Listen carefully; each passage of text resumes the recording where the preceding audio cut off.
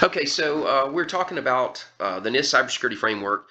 Specifically, we're trying to go through and, in English, talk a little bit about each one of these subcategories, subcontrols.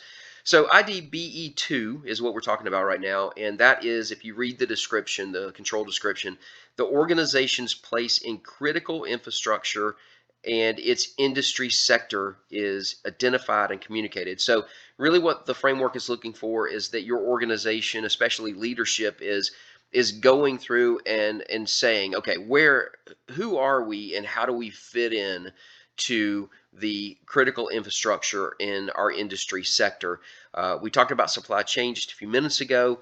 Again, looking for management to go through that. But the difference here would be, again, in that healthcare organization, it being very possible for this to apply. It could be that this doesn't apply, but having a critical infrastructure in an industry sector could be a hospital that supports other hospitals.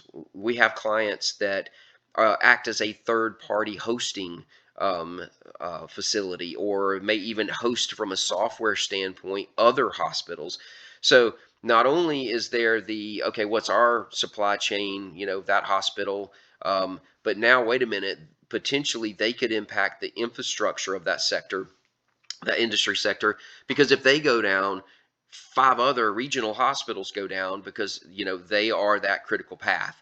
So it's a little different from a supply chain standpoint, but more of an industry sector and critical infrastructure. Again, if you are in an industry, there's other industries that this very well may not apply. Auto dealer, there's really not going to be a critical infrastructure.